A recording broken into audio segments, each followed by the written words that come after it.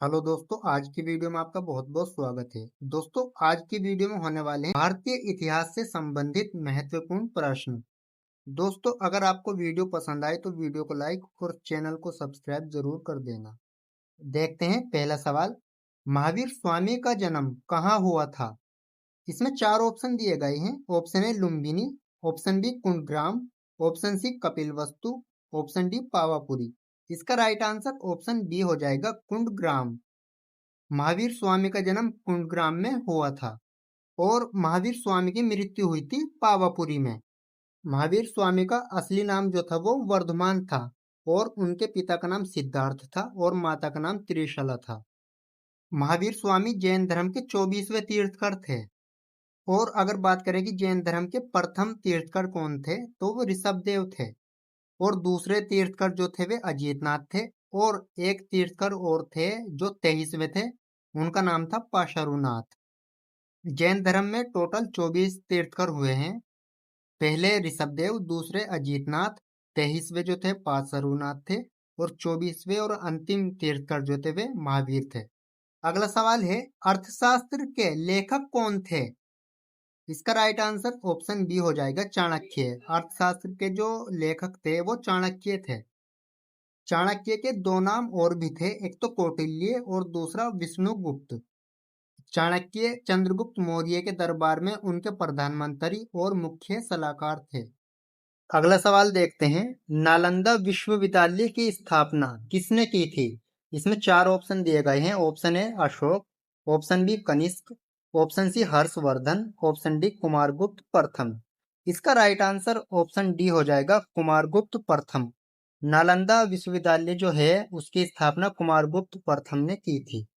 अगला सवाल देखते हैं, दिल्ली सल्तनत का पहला सुल्तान कौन था? इसका राइट आंसर ऑप्शन बी हो जाएगा कुतुबुद्दीन ऐबक। कुतुबुद्दीन ऐबक दिल्ली सल्तनत का पहला सुल्तान था। वो 1206 ईस्वी में दिल्ली की गद्दी पर बैठा था। सवाल नंबर 5 देखते हैं, चोल वंश की राजधानी कहाँ थी? इसका राइट आंसर ऑप्शन बी हो जाएगा तंजावुर। चोल वंश की राजधानी तंजावुर थी। तंजावुर को तंजौर भी कहा जाता था। और चोल वंश की जो स्थापना की थी वो विजयालय ने की थी।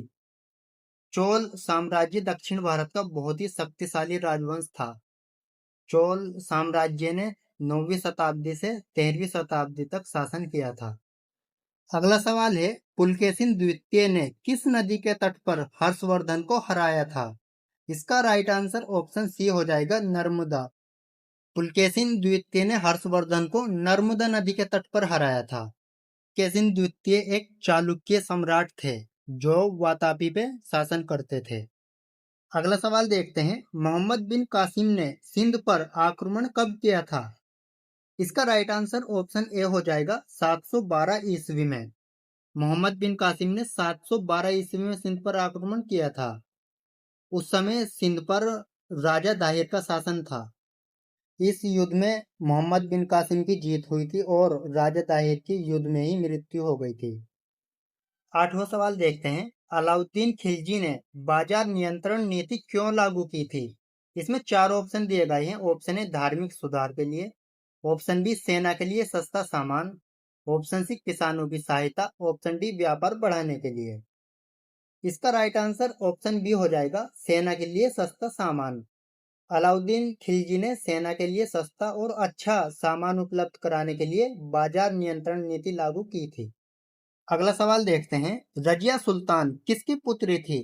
इसका राइट आंसर ऑप्शन बी हो जाएगा इल्तुतमिश। रजिया सुल्तान इल्तुतमिश की बेटी थी और रजिया सुल्तान भारत की पहली महिला शासिका भी थी।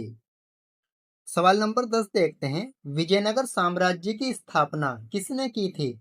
इसमें चार ऑप्शन दिए गए हैं। Option A Krishnadeva Raya, option B Samudragupta, option C Harihara और बुक्का, ऑप्शन डी पुलकेशिन द्वितीय। इसका राइट आंसर ऑप्शन सी हो जाएगा हरिहर और बुक्का। विजयनगर साम्राज्य की स्थापना हरिहर और बुक्का नामक दो भाइयों ने की थी। विजयनगर साम्राज्य की स्थापना इन दोनों भाइयों ने 1336 ईस्वी में की थी। अगला सवाल देखते हैं, बौद्ध धर्म का त्रिपिटक किस भाषा में लिखा गया है? इसमें चार ऑप्शन दिए गए हैं। Option A Sanskrit, option B Pali, option C Prakrit, option D Apabhramsha. इसका राइट आंसर ऑप्शन बी हो जाएगा पाली। बौद्ध धर्म का जो त्रिपिटक है वो पाली भाषा में लिखा गया है। अगला सवाल देखते हैं, अजंता की गुफाएं किस धर्म से संबंधित है? इसका राइट आंसर ऑप्शन ए हो जाएगा बौद्ध धर्म। अजंता की गुफाएं बौद्ध धर्म से संबंधित हैं। अजंता की गुफाएं महाराष्ट्र राज्य के औरंगाबाद में स्थित हैं। अगला सवाल देखते हैं, आर्यभट्ट किस क्षेत्र में प्रसिद्ध थे? इसमें चार ऑप्शन दिए गए हैं। ऑप्शन ए चिकित्सा, ऑप्शन बी खगोल शास्त्र, ऑप्शन सी साहित्य, ऑप्शन डी वास्तुकला। इसका राइट आंसर ऑप्शन बी हो जाएगा खगोल शास्त्र। आर्यभट्ट गणित और खगोल शास्त्र के क्षेत्र में प्रसिद्ध थे। अगला सवाल देखते हैं, शंकराचार्य ने किस दर्शन का प्रचार किया था? इसका राइट आंसर ऑप्शन सी हो जाएगा अद्वैत वेदांत दर्शन का। शंकराचार्य ने अद्वैत वेदांत दर्शन का प्रचार किया था। सवाल नंबर 15 देखते हैं, भक्ति आंदोलन के प्रमुख संत रामानुज किससे जुड़े हुए थे? इसमें चार ऑप्शन दिए गए हैं। ऑप्शन ए वैष्णव संप्रदाय, ऑप्शन बी शैव संप्रदाय, ऑप्शन सी सूफीवाद, ऑप्शन डी नाथ संप्रदाय। इसका राइट आंसर ऑप्शन ए हो जाएगा वैष्णव संप्रदाय।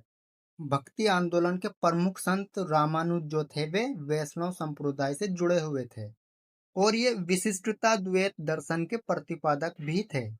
सवाल नंबर 16 देखते हैं, महाबलीपुरम के रथ मंदिर किसने बनवाए थे? इसका राइट आंसर ऑप्शन बी हो जाएगा पल्लव शासक ने। महाबलीपुरम के रथ मंदिरों को पल्लव शासक नरसिंह वर्मन प्रथम ने बनवाए थे। इन मंदिरों का निर्माण 7वीं और 8वीं ईस्वी में चट्टानों को काट कर किया गया था। अगला सवाल देखते हैं, हर्षचरित के लेखक कौन हैं? इसमें चार ऑप्शन दिए गए हैं। Option A Kalidasa, option B Banabhatta, option C Vishakhadatta, option D Bhavabhuti. इसका राइट आंसर ऑप्शन बी हो जाएगा बाणभट्ट। हर्षचरित के जो लेखक हैं वो बाणभट्ट हैं।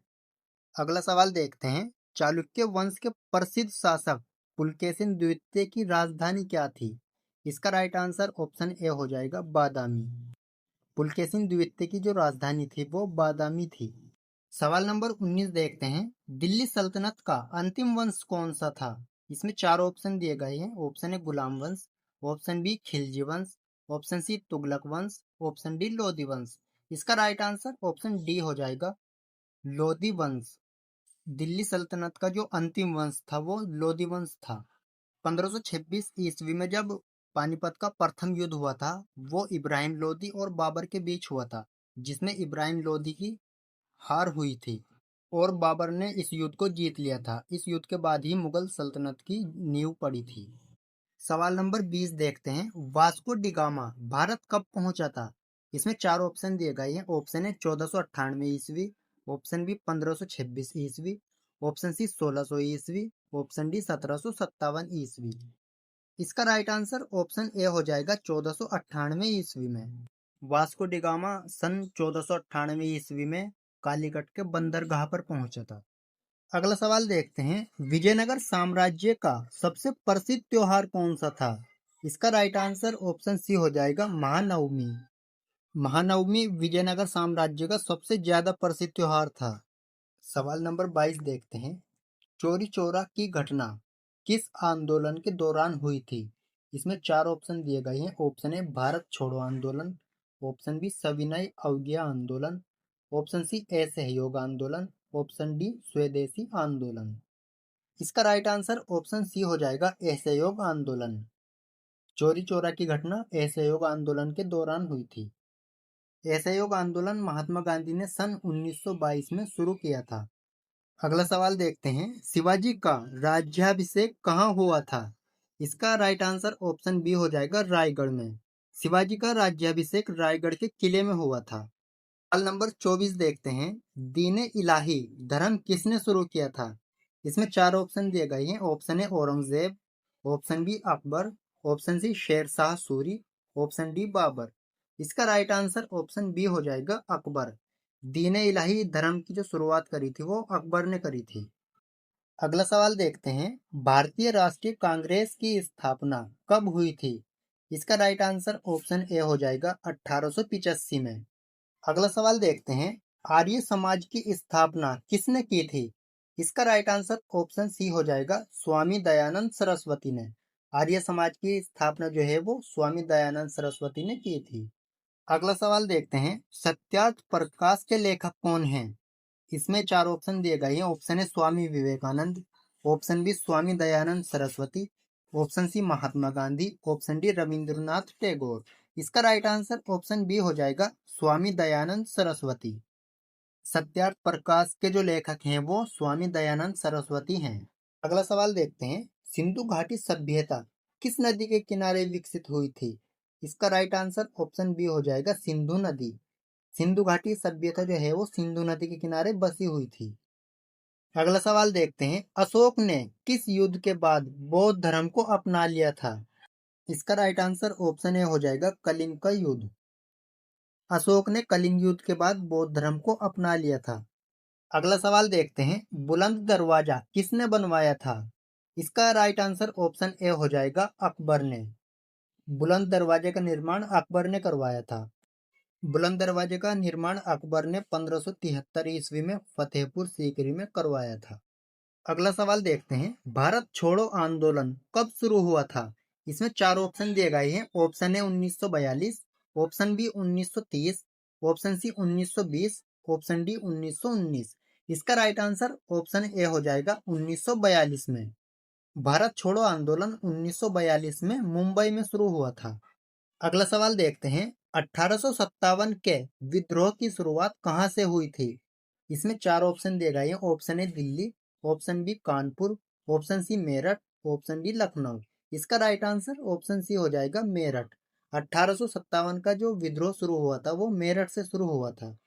सवाल नंबर 32 देखते हैं, गुप्त काल में आयुर्वेद के प्रसिद्ध चिकित्सक कौन थे? इसका राइट आंसर ऑप्शन सी हो जाएगा, धन्वंतरी। अगला सवाल देखते हैं, सांची का स्तूप किसने बनवाया था? इसका राइट आंसर ऑप्शन बी हो जाएगा, सम्राट अशोक ने। सांची का जो स्तूप है वो सम्राट अशोक ने बनवाया था। सवाल नंबर 34 देखते हैं, वेदों की संख्या कितनी है? इसका राइट आंसर ऑप्शन ए हो जाएगा, 4। कुल वेद जो हैं वो 4 हैं। ऋग्वेद, सामवेद, यजुर्वेद और अथर्ववेद। इनमें सबसे पुराना और पहला वेद जो है वो ऋग्वेद है। अगला सवाल है, हड़प्पा सभ्यता की खोज कब हुई थी? इसका राइट आंसर ऑप्शन ए हो जाएगा, 1921 में। हड़प्पा सभ्यता की खोज सन 1921 में दयाराम साहनी ने की थी।